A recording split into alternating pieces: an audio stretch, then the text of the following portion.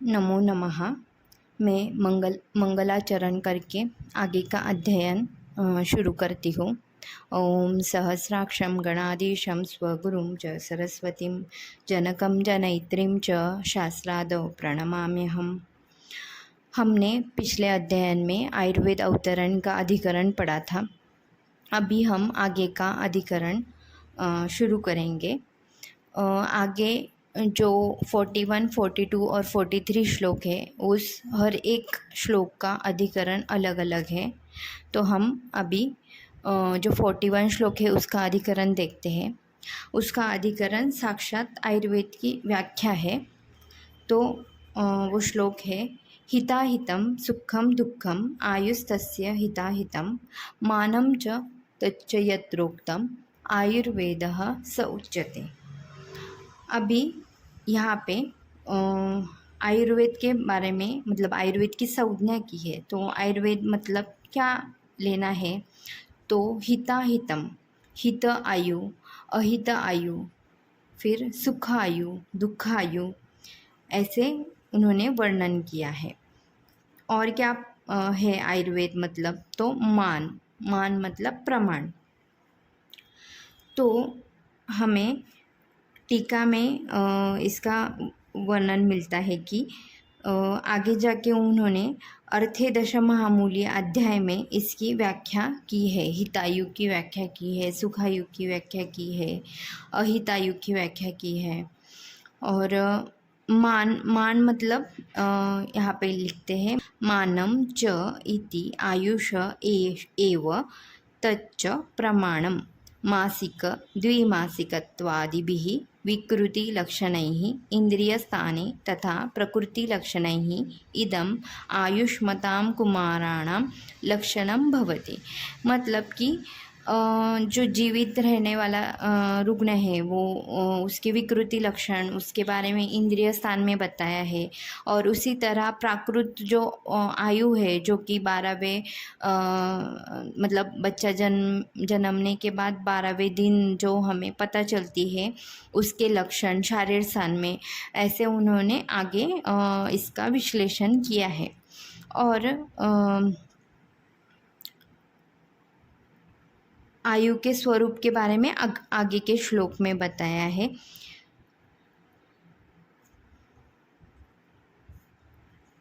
इस प्रकार यह एक जो श्लोक अधिकरण है वो इस श्लोक में समाप्त होता है। इस पूरे श्लोक का आगे जाके वो विस्तार करते हैं। इसे अनागतावेक्षण तंत्रयुक्ति के अंडर हम आगे पढ़ सकते हैं, पर यहाँ से हमारी लिंक टूट जाएगी। तो हम आगे जैसे जैसे अध्याय आएंगे वैसे वैसे उसका अध्ययन करेंगे।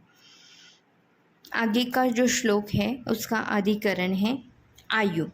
अभी वो कहते कि आयुर्वेद पदे पूर्व पद वाच्यम आयु आह शरीर इत्यादि। मतलब क्या कि आयुर्वेद का जो पूर्व पद है आयु, उसका वर्णन है कहाँ से, शरीर इत्यादि से। तो क्या वर्णन है, शरीर इंद्रिय सत्व आत्म संयोगोधारी जीवितम नित्यगश्च अनुबंधश्च पर्यायैः आयु उच्यते। अभी आयु के जो पर्याय है वो उन्होंने बताए हैं। और आयु मतलब क्या, तो शरीर, इंद्रिय, सत्व, आत्मा, इनका जो संयोग है उसे आयु कहते हैं। अभी वो हर एक पद का विश्लेषण करते हैं टीका में। शरीरम पंचमहाभूत विकारात्मक आत्मनो भोग आयतनम। और इंद्रियाणि चक्षुरादीनि। सत्वम मतलब मनः, आत्मा ज्ञान प्रतिसंधाता, येषां सम्यक दृष्टयंत्रितो योगः संयोगः। इनका जो योग है उसे आयु कहते हैं। पर उन्होंने अगर शरीर बताया है तो उसके साथ इंद्रिय भी आना चाहिए, ऐसा आगे प्रश्न करते हैं। तो वो कहते हैं यद्यपि शरीर ग्रहणेन एव इंद्रियाणि अपि लभ्यन्ते, मतलब हम शरीर लेते हैं तो उसके साथ साथ इंद्रिय भी आ जाता है, फिर भी तथा अपि प्राधान्यात् तानि पुनः पृथक उक्तानि, फिर भी प्राधान्य के कारण उसे पुनः उसका यहाँ पे वर्णन किया है। अभी हर एक पर्याय का वो आगे वर्णन करते हैं। पर्याय कौन से बताए हैं? धारी, पर्याय कौन से बताए हैं? धारी, जीवितम, नित्यगश्च, अनुबंधश्च, ये उसके पर्याय बताए हैं। अभी जो धारी है उसका क्या बताया है? तो धारयति शरीरम पूतिताम गंतुम न ददाति इति धारी, जो शरीर का धारण करता है और उसे आगे पूतिता मतलब जो कोथ है या सड़ना जिसे कहते हैं वो नहीं होने देता, ऐसा जो पर्याय है उसे धारी कहते हैं। जीवयति प्राणान धारयति इति जीवितम, जो शरीर के जो प्राण है, प्राण मतलब जो चेतना की अनुवृत्ति करने वाले जो घटक है उनका धारण करता है, इसीलिए उसे जीवित कहते हैं। नित्यं शरीरस्य क्षणिकत्वेन गच्छति इति नित्यगः, शरीर हमारा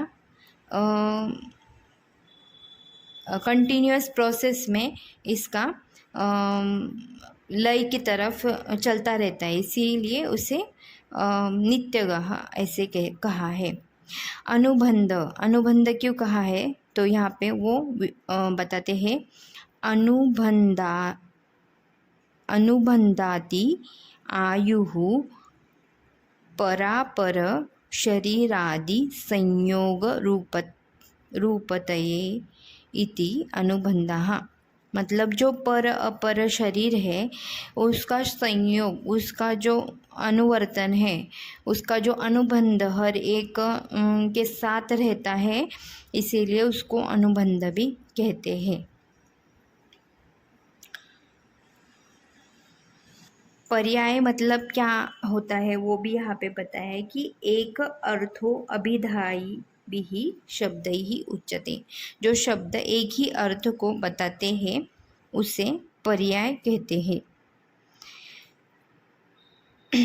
आगे उन्होंने आयु की जो मतलब सूत्र स्थान अध्याय 30 में बताया है कि चेतना अनुवृत्ति ही आयु, मतलब चैतन्य का अनुवर्तन जो करता है उसे, वो आयु की व्याख्या नहीं हुई, वो आयु का लक्षण है। आगे का जो श्लोक है उसका अधिकरण है, ये उसका अधिकरण है वेद। अभी आयु पूर्व पद बताया, अभी उत्तर पद जो है वेद, उसका यहाँ पे वर्णन है।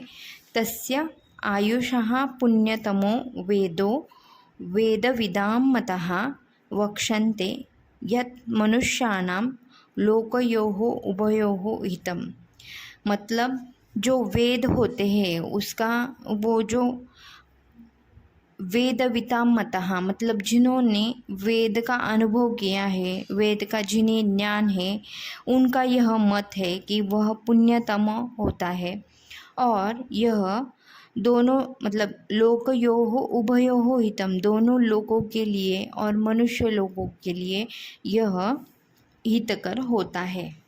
अभी इसकी टीका में क्या विशेष आया है क्या देखते हैं। तो यहाँ वेद विदां मतः का टीका में वर्णन आया है। वेद विदां मत इति वेदविद्भिः पूजितः, जो जिन्होंने वेदों का पूजन किया है और जिन्हें वेदों का ज्ञान है वो कहते हैं। अतः कस्मात् आयुर्वेद लक्षणों वेदः पुण्यतमो वेदवितां च पूजिताम् इत्याह वक्षत इत्यादि, ये उन्होंने कहा है ऐसे।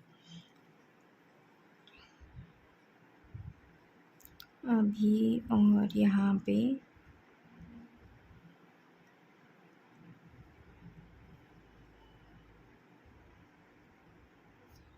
तो यहाँ पे ये 3 श्लोक हमने ये 3 जो अधिकरण है, अलग अलग श्लोकाधिकरण, वो हमने देखे। आगे का श्लोक पढ़ के मैं ये अध्ययन समाप्त करती हूँ। आगे का जो अधिकरण है वो बहुत ही महत्वपूर्ण है, जो सामान्य विशेष सिद्धांत का विश्लेषण आगे होगा। उसका श्लोक है, सर्वदा सर्वभावानां सामान्यं वृत्तिकारणं रासहेतु विशेषश्च प्रवृत्ति उभयस्य तु।